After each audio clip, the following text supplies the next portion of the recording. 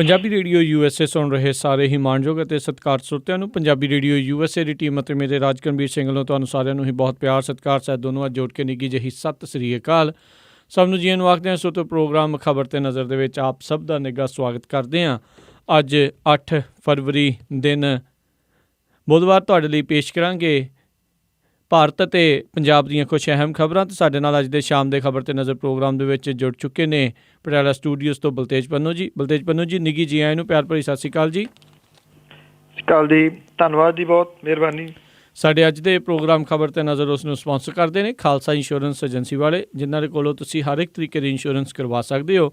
ਇਹ ਅਮਰੀਕਾ ਦੇ 33 ਸਟੇਟਸ ਤੋਂ ਵੱਧ ਦੇ ਵਿੱਚ ਇੰਸ਼ੋਰੈਂਸ ਕਰਦੇ ਨੇ। ਕਿਸੇ ਵੀ ਤਰੀਕੇ ਦੀ ਇੰਸ਼ੋਰੈਂਸ ਬਾਰੇ ਪਤਾ ਕਰਨ ਲਈ ਕਾਲ ਕਰੋ 408 272 2500 ਦੇ ਉੱਤੇ। ਇਸ ਦੇ ਨਾਲ Gurdeep Singh Virdi Clovis, Ishanjit Singh Kaloti Yuba City, Satnam Singh Shergill Selma, Talwinder Singh Pritam Singh Gill Bakersfield, Sarabjit Singh Shokar Turlock ਅਤੇ ਜਸਵੀਰ ਸਿੰਘ ਜੋਸਨ ਮਾਊਂਟੇਨ ਹਾਊਸ। ਇਹਨਾਂ ਸਾਰਿਆਂ ਦਾ ਬਹੁਤ ਬਹੁਤ ਧੰਨਵਾਦ ਕਰਦੇ ਹਾਂ। ਜੇਕਰ ਤੁਸੀਂ ਜਾਂ ਕੋਈ ਹੋਰ ਕਾਰੋਬਾਰ ਇਸ ਪ੍ਰੋਗਰਾਮ ਨੂੰ ਸਪਾਂਸਰ ਕਰਨਾ ਚਾਹੁੰਦੇ ਹੋ, ਸੰਪਰਕ ਕਰੋ ਨੰਬਰ 408 722 7698 ਦੇ ਉੱਤੇ। ਗੱਲਬਾਤ ਦਾ ਸਿਲਸਿਲਾ ਪੰਨੂ ਜੀ ਆਪਾਂ ਸ਼ੁਰੂ ਕਰਦੇ ਹਾਂ। ਭਗਵੰਤ ਮਾਨ ਦੇ ਉੱਤੇ ਜਿਹੜੀ ਟਿੱਪਣੀ ਕੀਤੀ ਸੀਗੀ ਪ੍ਰਧਾਨ ਮੰਤਰੀ ਨਰਿੰਦਰ ਮੋਦੀ ਹੁਣਾਂ ਨੇ, ਕਿਹਾ ਜਾ ਰਿਹਾ ਵੀ ਉਸ ਟਿੱਪਣੀ ਦੇ ਵਿੱਚ ਬੁਰੇ ਫਸਦੇ ਨਜ਼ਰ ਆ ਰਹੇ ਨੇ। ਬਿਲਕੁਲ ਜੀ, ਜਿਹੜੀ ਗੱਲ ਪ੍ਰਧਾਨ ਮੰਤਰੀ ਹੋਰਾਂ ਨੇ ਪਾਰਲੀਮੈਂਟ ਦੇ ਵਿੱਚ ਕੀਤੀ ਸੀ, ਉਹਦੀਆਂ ਕੁਝ ਜਿਹੜੀਆਂ ਚੀਜ਼ਾਂ ਬੜੀਆਂ ਅਹਿਮ ਨੇ ਜੀ ਦੇਖਣ ਵਾਲੀਆਂ। ਇਹ ਕਿ ਉਹ ਇੱਦਾਂ ਪਾਰਲੀਮੈਂਟ ਨੂੰ ਸੰਬੋਧਨ ਕਰ ਰਹੇ ਸਨ ਜਿਵੇਂ ਉਹ ਕਿਸੇ ਚੋਣ ਰੈਲੀ ਨੂੰ ਸੰਬੋਧਨ ਜਿਹੜਾ ਜੀ ਉਹ ਕਰ ਰਹੇ ਹੋਣ। ਇੱਕ ਜਿਹੜਾ ਪੈਟ ਡਾਇਲਾਗ ਉਹ ਭਾਈ ਔਰ ਬਹਿਨੋ ਜਿਹੜਾ ਜੀ ਉਹ ਵਰਤਦੇ ਆ, ਉਹ ਪਾਰਲੀਮੈਂਟ ਦੇ ਵਿੱਚ ਵੀ ਉਹਨਾਂ ਨੇ ਵਰਤਿਆ। ਜਦੋਂ ਕਿ ਉੱਥੇ ਜਿਹੜਾ ਐਡਰੈਸ ਹੈ ਨਾ ਜੀ, ਉਹ ਸਿਰਫ ਸਪੀਕਰ ਨੂੰ ਕੀਤਾ ਜਾ ਸਕਦਾ ਜੀ। ਨਿੱਜੀ ਕੁਝ ਟਿੱਪਣੀਆਂ ਸੀਗੀਆਂ, ਸਾਰੇ ਜਾਣਦੇ ਨੇ ਕੀ ਟਿੱਪਣੀ ਜਿਹੜੀ ਕੀਤੀ ਸੀਗੀ, ਕਿਉਂਕਿ ਭਗਵੰਤ ਮਾਨ ਹੋਰਾਂ ਨੇ ਐਕਚੁਅਲੀ ਨੋਟਬੰਦੀ ਦੇ ਇਸ਼ੂ ਦੇ ਉੱਤੇ ਕੁਝ ਸਖਤ ਲਫ਼ਜ਼ ਜਿਹੜੇ ਉਹ ਵਰਤੇ ਸੀਗੇ, ਜਿਹਦੇ ਕਰਕੇ ਤਲਖੀ ਦੇ ਵਿੱਚ ਆ ਗਏ ਸਨ ਪ੍ਰਧਾਨ ਮੰਤਰੀ, ਜਿਹਦੇ ਕਰਕੇ ਉਹਨਾਂ ਨੇ ਕੁਝ ਨਿੱਜੀ ਟਿੱਪਣੀਆਂ ਕੀਤੀਆਂ ਜੀ। ਹੁਣ ਸੰਸਦ ਮੈਂਬਰ ਭਗਵੰਤ ਮਾਨ ਹੋਰਾਂ ਦੇ ਵੱਲੋਂ ਲੋਕ ਸਭਾ ਸਪੀਕਰ ਸੁਮਿਤਰਾ ਮਹਾਜਨ ਨੂੰ ਅਪੀਲ ਕੀਤੀ ਗਈ ਹੈ ਕਿ ਪ੍ਰਧਾਨ ਮੰਤਰੀ ਨਰਿੰਦਰ ਮੋਦੀ ਹੋਰਾਂ ਦੇ ਵੱਲੋਂ ਉਸ ਬਾਰੇ ਲੋਕ ਸਭਾ ਦੇ ਵਿੱਚ ਕੀਤੀਆਂ ਟਿੱਪਣੀਆਂ ਨੂੰ ਕਾਰਵਾਈ ਦੇ ਵਿੱਚੋਂ ਕੱਟਿਆ ਜਾਵੇ।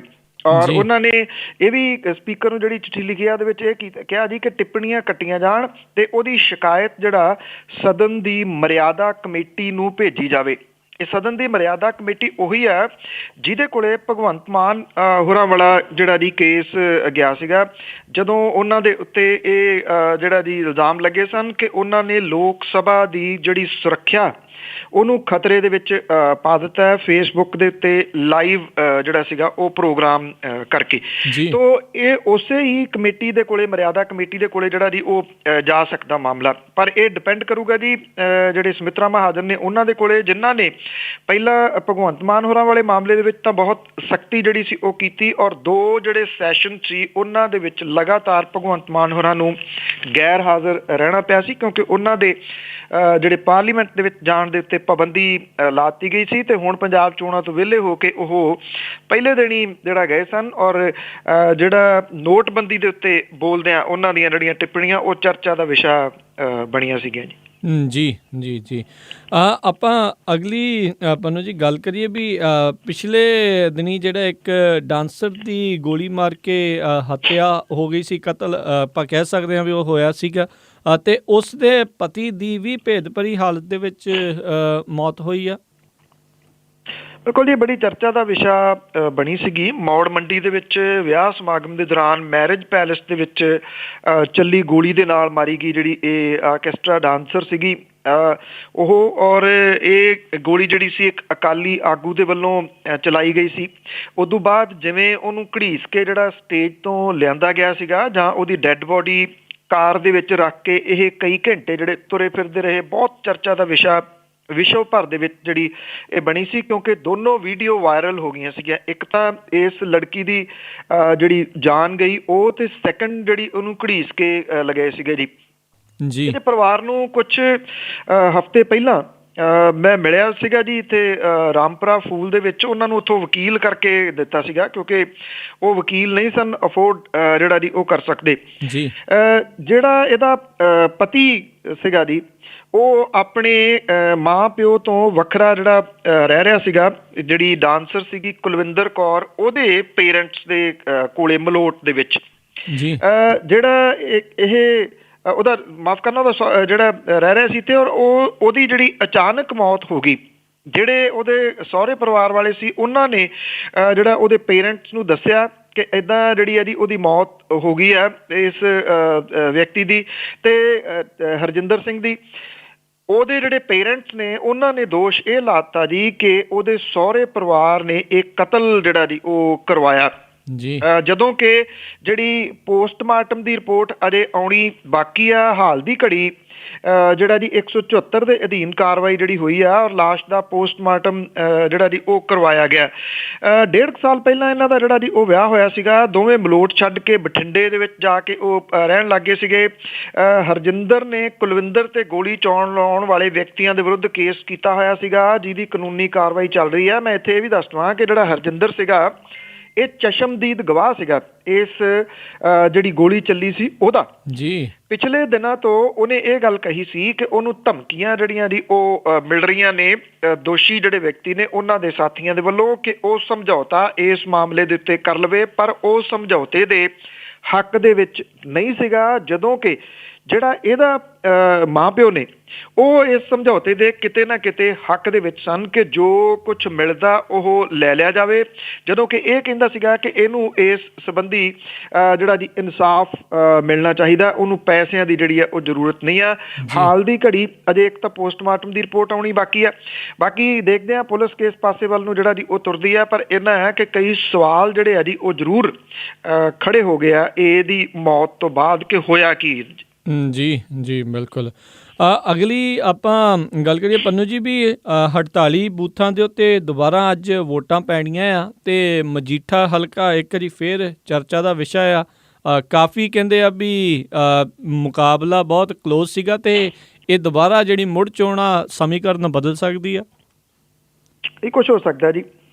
ਇੱਕ ਤਾਂ ਜਿਹੜਾ ਪ੍ਰਮੁੱਖ ਕਾਰਨ ਹੈ ਜੀ ਉਹ ਇਹ ਆ ਕਿ ਪੈਰਾਮਿਲਟਰੀ ਫੋਰਸਿਸ ਜਿਹੜੀਆਂ ਜੀ ਉਹ ਬਹੁਤੀਆਂ ਨਹੀਂ ਹੋਣਗੀਆਂ ਹੁਣ, ਜਿੰਨੀਆਂ ਜਦੋਂ ਚੋਣਾਂ 4 ਤਰੀਕ ਨੂੰ ਪਈਆਂ ਨੇ ਵੋਟਾਂ ਉਦੋਂ ਸਨ। ਬਹੁਤੀਆਂ ਜਿਹੜੀਆਂ ਜੀ ਉਹ ਪੈਰਾਮਿਲਟਰੀ ਫੋਰਸਿਸ ਚਲੇ ਗਈਆਂ ਨੇ ਇੱਥੋਂ। ਇੱਥੇ ਹੁਣ ਜਿਹੜੀ ਹੈ ਜੀ ਪੰਜਾਬ ਪੁਲਿਸ ਹੈ, ਤੇ ਪੰਜਾਬ ਪੁਲਿਸ ਕਿਸ ਤਰੀਕੇ ਦੇ ਨਾਲ ਜਿਹੜੀ ਅਜੇ ਵੀ ਕੁਝ ਥਾਵਾਂ ਦੇ ਉੱਤੇ ਚੱਲ ਰਹੀ ਆ, ਉਹ ਕਿਸੇ ਨੂੰ ਬਹੁਤੀ ਭੁੱਲ ਨਹੀਂ ਗਈ। ਇਹ ਵੱਖਰੀ ਗੱਲ ਹੈ ਕਿ ਕੁਝ ਥਾਵਾਂ ਦੇ ਉੱਤੇ ਉਹਦਾ ਐਟੀਚਿਊਡ, ਉਹਦਾ ਜਿਹੜਾ ਰਵੱਈਆ ਉਹ ਕਾਫੀ ਹੱਦ ਤੱਕ ਬਦਲਿਆ। 48 ਟੋਟਲ ਬੂਥ ਨੇ ਜਿਨ੍ਹਾਂ ਦੇ ਉੱਤੇ ਇਹ ਵੋਟਾਂ ਜਿਹੜੀਆਂ ਉਹ ਪੈਣੀਆਂ ਨੇ। ਇਹਨਾਂ ਦੇ ਵਿੱਚੋਂ ਜਿਹੜੇ ਅਹਿਮ ਨੇ ਸਭ ਤੋਂ ਪੰਜਾਬ ਦੇ ਵਿੱਚੋਂ, ਇੱਕ ਤਾਂ ਇਹ ਮਜੀਠੇ ਵਾਲੀ ਹੈ ਜੀ, ਇੱਕ ਮੁਕਤਸਰ ਵਾਲੀ ਹੈ। ਮਜੀਠੇ ਦੇ ਵਿੱਚ ਜਿਹੜੀ ਮਜੀਠਾ ਸੀਟ ਹੈ ਜੀ ਉਹ ਇਸ ਵੇਲੇ ਫੇਰ ਚਰਚਿਤ ਹੈ। ਚਰਚਿਤ ਇਸ ਕਰਕੇ ਆ ਕਿ ਲਾਲੀ ਮਜੀਠੀਆ ਹੋਰਾਂ ਦੇ ਘਰ ਇੱਕ ਤਾਂ ਪੁਲਿਸ ਨੇ ਜਿਹੜਾ ਜੀ ਉਹ ਛਾਪਾ ਮਾਰਿਆ ਬਿਨਾਂ ਕਿਸੇ ਸਰਚ ਵਾਰੰਟ ਤੋਂ। ਉਹਨਾਂ ਨੇ ਉਹਨਾਂ ਦੇ ਘਰੇ ਜਿਹੜੀ ਆ ਉਹ ਦਹਿਸ਼ਤ ਪਾਉਣ ਦੀ ਕੋਸ਼ਿਸ਼ ਕੀਤੀ ਹੈ। ਉਧਰ ਕੁਝ ਵਿਅਕਤੀ ਜਿਹੜੇ ਲਾਲੀ ਮਜੀਠੀਆ ਹੋਰਾਂ ਦੇ ਸਾਥੀਆਂ ਨੇ ਫੜੇ ਆ, ਜਿਹੜੇ ਕਿ ਜਲੰਧਰੋਂ ਆਈ ਗੱਡੀ ਸੀਗੀ ਜਿਹਦੇ ਵਿੱਚ ਨੋਟ ਵੀ ਉਹਨਾਂ ਨੇ ਫੜੇ ਆ, ਤੇ ਇਹ ਪੈਸੇ ਵੰਡ ਰਹੇ ਸੀਗੇ ਜਿਹੜਾ ਜੀ ਹਲਕੇ ਦੇ ਵਿੱਚ ਜਾ ਕੇ। ਸੋ ਇਹ ਚਰਚਾ ਦਾ ਵਿਸ਼ਾ ਜਿਹੜਾ ਜੀ ਉਹ ਬਣਿਆ ਹੋਇਆ। ਦੂਜੇ ਪਾਸੇ ਮੁਕਤਸਰ ਦੇ ਵਿੱਚ ਜਿੱਥੋਂ ਰੋਜ਼ੀ ਬਰਕੰਦੀ ਚੋਣ ਲੜ ਰਹੇ ਨੇ, ਉਹ ਵੀ ਸੀਟ ਜਿਹੜੀ ਹੈ ਜੀ ਚਰਚਾ ਦਾ ਵਿਸ਼ਾ ਬਣੀ ਹੋਈ ਆ। ਰੋਜ਼ੀ ਬਰਕੰਦੀ ਦਾ ਇੱਕ ਕਲਿੱਪ ਜਿਹੜਾ ਪਿਛਲੇ ਦਿਨੀ ਵਾਇਰਲ ਹੋਇਆ, ਜਿਹਦੇ ਵਿੱਚ ਉਹ ਸ਼ਰੇਆਮ ਧਮਕੀਆਂ ਦੇ ਰਿਹਾ ਕਿ ਜੇ ਸਾਡੀ ਸਰਕਾਰ ਆ ਗਈ, ਮੈਂ ਐਮਐਲਏ ਬਣ ਗਿਆ, ਜਿਨ੍ਹਾਂ ਲੋਕਾਂ ਨੇ ਮੈਨੂੰ ਵੋਟਾਂ ਨਹੀਂ ਪਾਈਆਂ, ਜਿਹੜੇ ਮੇਰੇ ਵਿਰੁੱਧ ਚੱਲੇ ਨੇ, ਉਹਨਾਂ ਨੂੰ ਮੈਂ ਟਰੈਕਟਰ ਦੇ ਪਿੱਛੇ ਬੰਨ੍ਹ ਕੇ ਜਿਹੜਾ ਜੀ ਉਹ ਧੂੰਗਾ। ਸੋ ਹੁਣ ਵੇਖਣਾ ਇਹ ਵੀ ਹੋਊਗਾ ਕਿ ਇਹ ਜਿੰਨੀ ਵਾਇਰਲ ਹੋ ਗਈ ਹੈ ਵੀਡੀਓ, ਕਿ ਜਿਨ੍ਹਾਂ ਲੋਕਾਂ ਨੇ ਪਹਿਲਾਂ ਕਿ ਰੋਜ਼ੀ ਬਰਕੰਦੀ ਦੇ ਹੱਕ 'ਚ ਵੋਟਾਂ ਪਾਈਆਂ ਸੀਗੀਆਂ, ਉਹ ਕਿੰਨੇ ਕੁ ਹੁਣ ਜਿਹੜਾ ਜੀ ਉਹਦੇ ਹੱਕ ਦੇ ਵਿੱਚ ਦੁਬਾਰਾ ਭੁਗਤਦੇ ਨੇ। ਵੈਸੇ ਇਹਨਾਂ 2 ਸੀਟਾਂ ਤੋਂ ਇਲਾਵਾ ਕੋਈ ਬਹੁਤ ਵੱਡਾ ਫਰਕ ਬਾਕੀ ਸੀਟਾਂ ਦੇ ਉੱਤੇ ਜਿਹੜਾ ਜੀ ਉਹ ਪੈਣ ਦੀ ਸੰਭਾਵਨਾ ਨਹੀਂ ਗੀ। ਬਾਕੀ ਜਿਹੜਾ ਜੀ ਡਿਪੈਂਡ ਕਰੂਗਾ ਵੋਟ ਪਰਸੈਂਟੇਜ ਦੇ ਉੱਤੇ ਕਿ ਕਿੰਨੀ ਕੁ ਵੋਟ ਜਿਹੜੀ ਹੈ ਜੀ ਇੱਥੇ ਨਿਕਲਦੀ ਆ। 5 ਜ਼ਿਲ੍ਹਿਆਂ ਦੀਆਂ ਇਹ 48 ਬੂਥ ਨੇ ਜੀ, ਔਰ 5 ਜ਼ਿਲ੍ਹਿਆਂ ਦੇ ਵਿੱਚ ਅੱਜ ਜਿਹੜੀ ਆ ਉਹ ਸਰਕਾਰੀ ਤੌਰ ਦੇ ਉੱਤੇ ਛੁੱਟੀ ਕੀਤੀ ਗਈ ਹੈ ਜੀ। ਜੀ ਜੀ। ਅਗਲੀ ਆਪਾਂ ਗੱਲ ਕਰੀਏ ਪੰਨੂ ਜੀ ਵੀ ਤਮਿਲਨਾਡੂ ਦੇ ਵਿੱਚ ਸਿਆਸੀ ਭੁਚਾਲ ਆਇਆ ਹੋਇਆ ਆ। ਬਿਲਕੁਲ ਜੀ। ਸ਼ਸ਼ੀ ਕਲਾ ਦੇ ਤੁਰ ਜਾਣ ਤੋਂ ਬਾਅਦ ਇਹ ਨਹੀਂ ਸੀ ਪਤਾ ਕਿ ਐਡੀ ਛੇਤੀ ਜਿਹੜੀ ਹੈ ਜੀ ਇਹ ਪਾਰਟੀ ਦੇ ਵਿੱਚ ਇਹ ਹਾਲਾਤ ਜਿਹੜੇ ਆ ਜੀ ਉਹ ਬਣ ਸਕਦੇ ਆ। ਜਿਹੜੇ ਤਾਮਿਲਨਾਡੂ ਦੇ ਮੁੱਖ ਮੰਤਰੀ ਨੇ ਜੀ ਉਹ ਪਨੀਰ ਸੇਲਵਮ, ਉਹਦੀ ਬਗਾਵਤ, ਔਰ ਦੂਜੇ ਪਾਸੇ ਜਿਹੜੀ VK ਸ਼ਸ਼ੀ ਕਲਾ ਹੈ ਉਹਦੇ ਵੱਲੋਂ ਸਖਤ ਸਟੈਂਡ ਜਿਹੜਾ ਜੀ ਇਸ ਮਾਮਲੇ ਦੇ ਉੱਤੇ ਲਿਆ ਜਾਣਾ ਇਸ ਵੇਲੇ ਭਾਰਤੀ ਰਾਜਨੀਤੀ ਦੇ ਉੱਤੇ ਚਰਚਾ ਦਾ ਵਿਸ਼ਾ ਜਿਹੜਾ ਜੀ ਉਹ ਬਣਿਆ ਹੋਇਆ।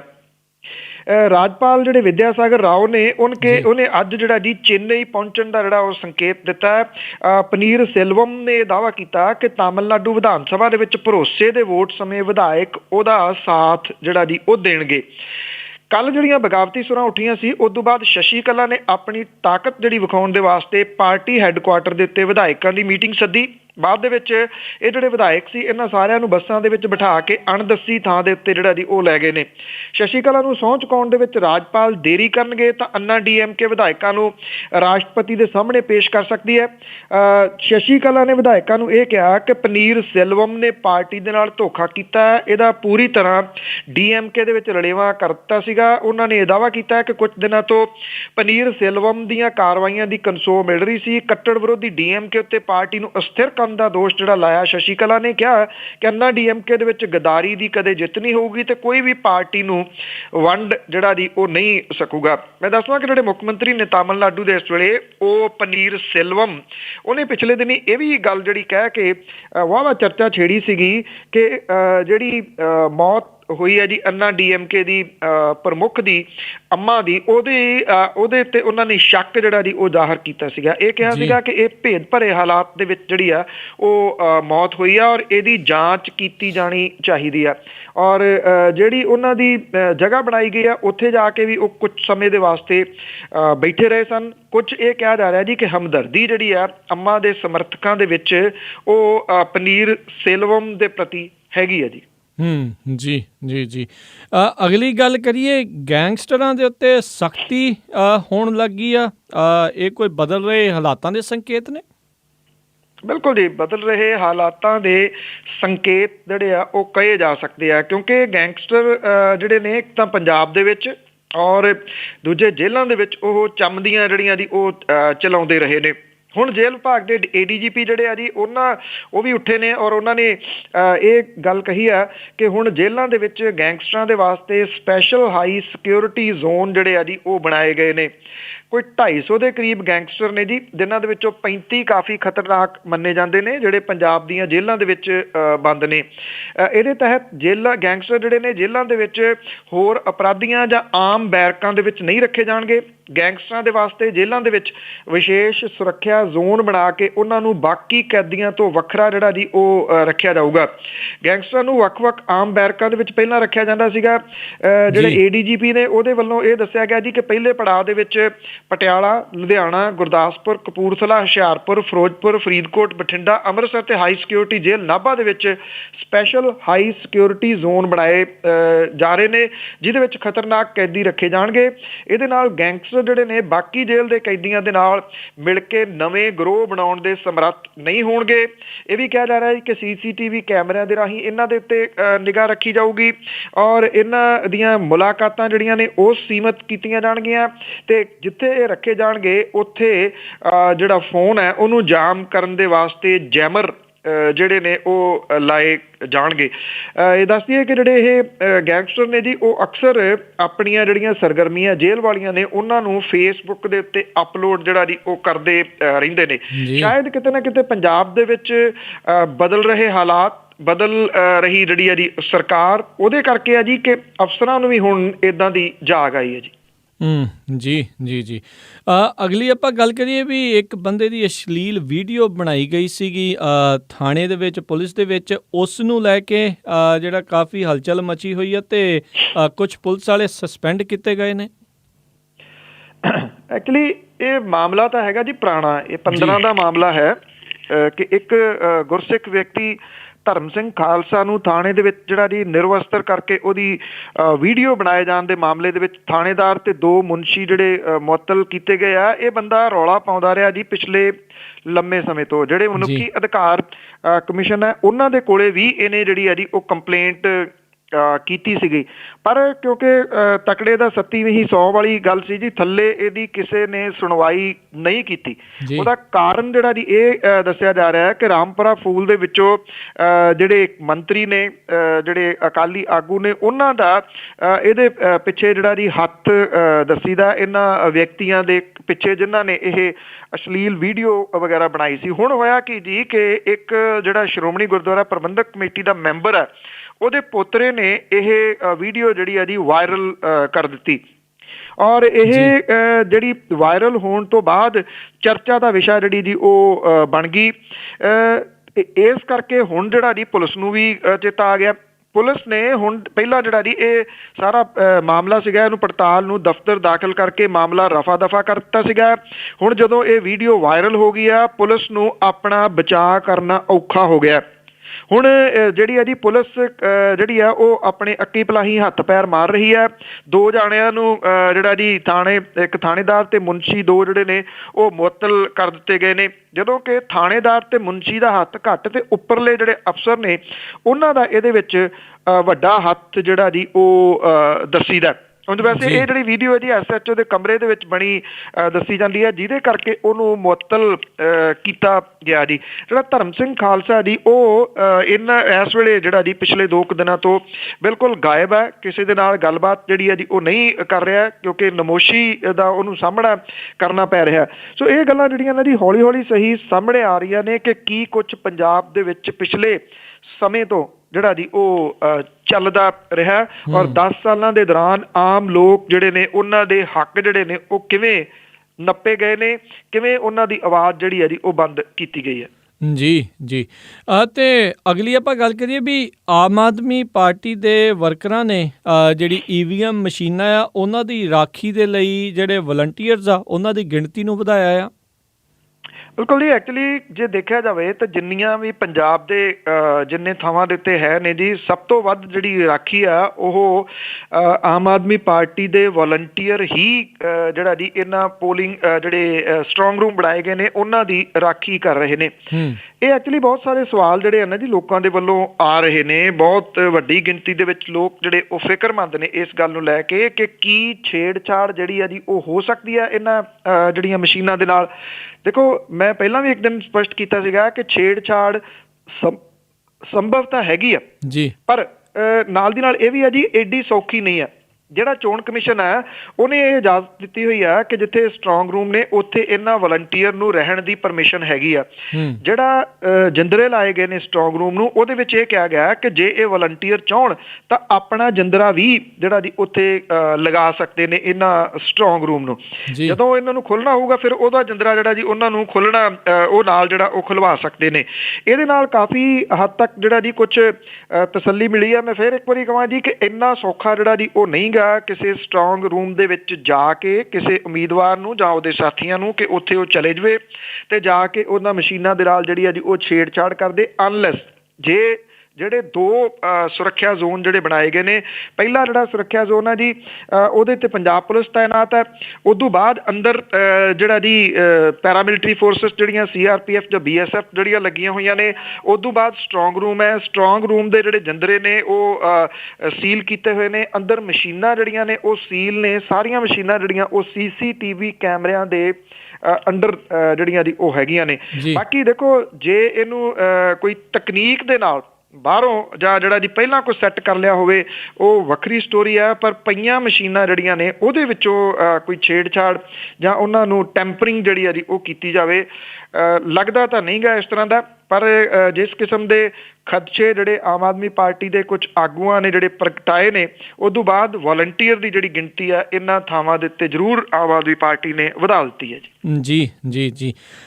ਅਗਲੀ ਆਪਾਂ ਗੱਲ ਕਰੀਏ ਜਿਹੜੇ ਸਿਰਸੇ ਵਾਲੇ ਝੂਠੇ ਸੌਦੇ ਦੇ ਡੇਰੇ ਦੇ ਸਿਆਸੀ ਵਿੰਗ ਨੇ ਇੱਕ ਗੱਲ ਦੁਬਾਰਾ ਸਪਸ਼ਟ ਕੀਤੀ ਆ ਵੀ ਬਗੈਰ ਮੀਟਿੰਗਾਂ ਤੋਂ, ਬਗੈਰ ਕਿਸੇ ਸ਼ਰਤ ਤੋਂ ਅਕਾਲੀ ਦਲ ਦੀ ਹਮਾਇਤ ਕਰਨ ਦਾ ਫੈਸਲਾ ਨਹੀਂ ਸੀ ਲਿਆ ਗਿਆ। ਸੋ ਕਿਤੇ ਨਾ ਕਿਤੇ ਇਸ ਚੀਜ਼ ਦੇ ਵਿੱਚ ਅਕਾਲੀ ਦਲ ਫੇਰ ਫਸਦਾ ਨਜ਼ਰ ਆਉਂਦਾ ਹੈ। ਐਕਚੁਅਲੀ ਜੀ ਹੋ ਸਕਦਾ ਸੀਗਾ ਕਿ ਇਹ ਇਸ਼ੂ ਹੁਣ ਤੱਕ ਇੰਨਾ ਚਰਚਾ ਦਾ ਵਿਸ਼ਾ ਨਾ ਬਣਦਾ, ਜੇ ਦਿੱਲੀ ਦੇ ਵਿੱਚ ਦਿੱਲੀ ਸਿੱਖ ਗੁਰਦੁਆਰਾ ਮੈਨੇਜਮੈਂਟ ਕਮੇਟੀ ਦੀਆਂ ਚੋਣਾਂ ਜਿਹੜੀਆਂ ਜੀ ਉਹ ਨਾ ਹੁੰਦੀਆਂ। ਸਭ ਨੂੰ ਪਤਾ ਹੈ ਕਿ ਜਿਸ ਦਿਨ ਵੋਟਾਂ ਪਈਆਂ ਨੇ 5 ਵਜੇ ਵੋਟਾਂ ਪਈਆਂ ਨੇ, 5:30 ਵਜੇ ਹੋ ਹੱਲਾ ਜਿਹੜਾ ਸੀਗਾ ਜੀ ਉਹ ਦਿੱਲੀ ਦੇ ਇਹਨਾਂ ਲੀਡਰਾਂ ਨੇ ਮਚਾਉਣਾ ਸ਼ੁਰੂ ਕਰ ਦਿੱਤਾ ਸੀਗਾ। ਤੁਸੀਂ ਇਹ ਕਹਿ ਲਓ ਕਿ ਇਹ ਬੇਸ਼ਰਮੀ ਵਾਲੀ ਗੱਲ ਹੀ ਹੈ ਕਿ ਵੋਟਾਂ ਵੀ ਲੈ ਲਈਆਂ ਤੇ ਮੁੜ ਕੇ ਜਿਹੜਾ ਜੀ ਉਹ ਰੌਲਾ ਪਾਉਣਾ ਸ਼ੁਰੂ ਕਰਤਾ। ਮੁੱਖ ਮੰਤਰੀ ਪ੍ਰਕਾਸ਼ ਸਿੰਘ ਬਾਦਲ ਹੋਰਾਂ ਦਾ ਇਹਦੇ ਉੱਤੇ ਬਿਆਨ ਜਿਹੜਾ ਆਇਆ ਸੀਗਾ ਕਿ ਅਸੀਂ ਤਾਂ ਜੀ ਵੋਟਾਂ ਮੰਗੀਆਂ ਨਹੀਂ, ਅਸੀਂ ਹਮਾਇਤ ਮੰਗੀ ਨੀ ਗੀ, ਡੇਰੇ ਨੇ ਆਪ ਹੀ ਹਮਾਇਤ ਕੀਤੀ ਆ, ਅਸੀਂ ਉਹਦੇ ਬਾਰੇ ਜਿਹੜਾ ਜੀ ਉਹ ਕੀ ਕਰੀਏ।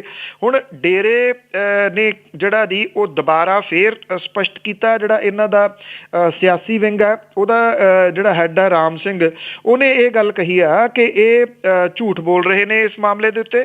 ਉਹਨਾਂ ਨੇ ਕਿਹਾ ਕਿ ਜਿਹੜੇ ਮੁੱਖ ਮੰਤਰੀ ਪ੍ਰਕਾਸ਼ ਸਿੰਘ ਬਾਦਲ, ਡਿਪਟੀ ਮੁੱਖ ਮੰਤਰੀ ਸੁਖਬੀਰ ਸਿੰਘ ਬਾਦਲ ਹੋਰਾਂ ਦੇ ਵੱਲੋਂ ਅਪਰੋਚ ਜਿਹੜੀ ਹੈ ਜੀ ਉਹ ਕੀਤੀ ਗਈ ਸੀਗੀ। ਉਦੋਂ ਬਾਅਦ ਹੀ ਜਿਹੜੀਆਂ ਮੀਟਿੰਗਾਂ ਹੋਈਆਂ ਨੇ ਉਹਨਾਂ ਮੀਟਿੰਗਾਂ ਦੇ ਵਿੱਚ ਫੈਸਲਾ ਜਿਹੜਾ ਕੀਤਾ ਗਿਆ ਕਿ ਡੇਰਾ ਜਿਹੜਾ ਜੀ ਉਹ ਓਪਨਲੀ ਹਮਾਇਤ ਅਕਾਲੀ ਬੀਜੇਪੀ ਉਮੀਦਵਾਰਾਂ ਦੀ ਕਰੂਗਾ। ਇਹਦੇ ਵਿੱਚ ਹਵਾਲਾ ਜਿਹੜਾ ਜੀ ਇਹ ਵੀ ਦਿੱਤਾ ਗਿਆ ਕਿ ਵੀਡੀਓ ਵੀ ਸਭ ਦੇ ਸਾਹਮਣੇ ਹੈ, ਜਿਹਦੇ ਵਿੱਚ ਅਕਾਲੀ ਦਲ ਦੇ 9 ਦੇ ਕਰੀਬ ਆਗੂ ਸਿਕੰਦਰ ਸਿੰਘ ਮਲੂਕਾ ਹੋਰਾਂ ਦੀ ਅਗਵਾਈ ਦੇ ਵਿੱਚ ਜਿਹੜਾ ਇਹ ਵੀ ਕਹਿ ਰਹੇ ਆ ਧੰਨ ਧੰਨ ਸਤਿਗੁਰੂ ਤੇਰਾ ਆਸਰਾ, ਤੇ ਨਾਲ ਦੀ ਨਾਲ ਇਹ ਵੀ ਕਹਿ ਰਹੇ ਆ ਕਿ ਸਾਡੀ ਸਰਕਾਰ ਵੰਡ ਦਿਓ, ਅਸੀਂ ਜਿਹੜੇ ਤੁਹਾਡੇ ਨਾਮ ਚਰਚਾ ਆ ਉਹ ਸਾਰੇ ਪੰਜਾਬ ਦੇ ਵਿੱਚ ਜਿਹੜੇ ਆ ਜੀ ਉਹ ਕਰਵਾਉਣੇ ਨੇ।